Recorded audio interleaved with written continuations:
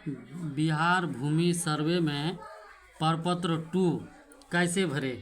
तो बिहार भूमि सर्वे में प्रपत्र 2 भरने के लिए इसमें रैयत द्वारा स्वामित्व यानी धारित भूमि की 100 घोषणा हेतु प्रपत्र इसको भरना है।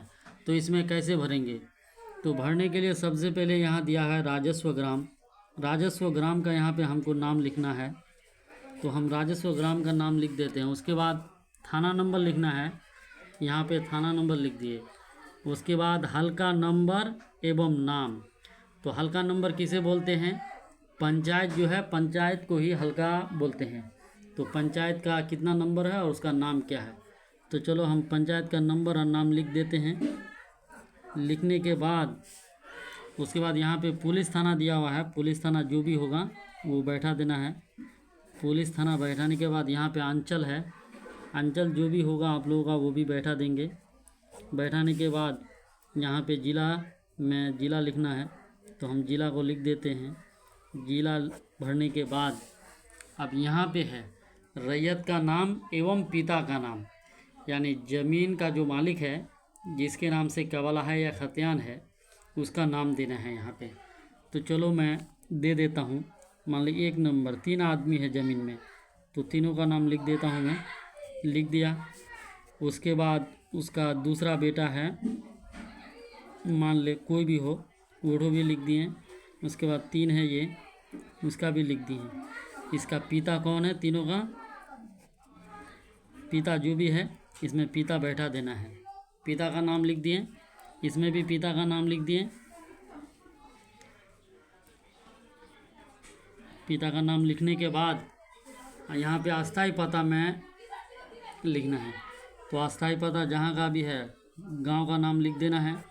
गांव का नाम लिखने के बाद यहाँ पे जिस ज़मीन के लिए ये फॉर्म भर रहे हैं उस ज़मीन का खाता नंबर डालना है। तो चलो मैं कोई सा भी डाल देता हूँ, तो आप डाल दीजिएगा इतना। और खेसरा जो भी होगा खेसरा को डाल देना है। डालने के बाद रकबा एकड़ डिसमिल, आपका जो ज़मीन है कितना एकड़ में है या कितना डिसमिल में है। तो मान ले 50 डिसमिल ज़मीन है, तो आप ऐसे लिख देना है 50 डिसमिल। और उसके बाद ज़मीन का चौदी डालना है इसमें। तो चौदी कैसे डालेंगे, उत्तर में जो है उसका नाम लिखना है। मान लो उत्तर में खुद है तो खुद दे देना है। दक्षिण में जो भी होगा उसका नाम दे देना है। और पूरब में जो है उसका नाम देना है।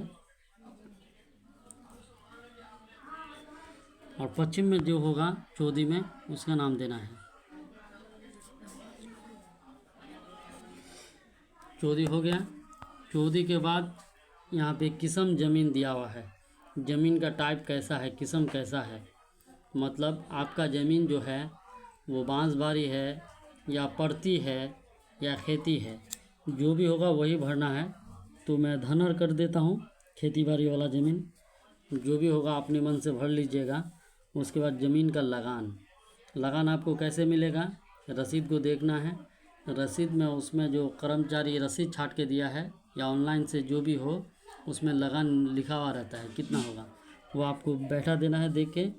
और ज़मीन का रसीद में या कंप्यूटर द्वारा भी ऑनलाइन में जमाबंदी संख्या जो भी होगा, जमाबंदी संख्या आपको वो बैठा देना है। बैठाने के बाद भूमि पर दावा का आधार, यानी ये ज़मीन जो है आपका भूमि पर दावा कैसा है। तो यानी आप किसी से केवाला किए हैं, खरीद के लिए हैं, या फिर आपको दान पत्र में मिला है, या फिर ज़मीन आपका दादा परदादा का खतियान का है, जो भी है तो हम केवाला डाल देते हैं। जो भी होगा वही डाल देना अपने हिसाब से। और ज़मीन पर दखल किसका है, तो 3 आदमी के नाम से ज़मीन है ये, तो यहाँ पे तीनों का लिख देंगे, तीनों का दखल है, तीनों का दखल है। तो यहाँ पे दखल लिख देंगे दावा में।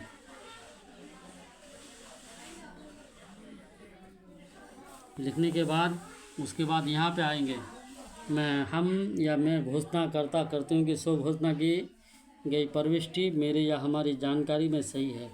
100 घोषणा में किसी गलत प्रविष्टि के लिए हम जिम्मेदार जवाबदेह हूँ। और इस प्रपत्र को 2 प्रतियों में दाखिल करें। इसमें अपना मोबाइल नंबर डालेंगे, जो भी होगा, जो फॉर्म भर रहे हैं ज़मीन का, और इसमें स्थान डालेंगे, इसमें आधार नंबर डालेंगे। यानी 3 आदमी है ज़मीन का मालिक, तीनों का आधार नंबर डाल सकते हैं, और तीनों का नहीं डालेंगे तो जो बड़ा है उसका आधार नंबर डालने से भी हो जाएगा।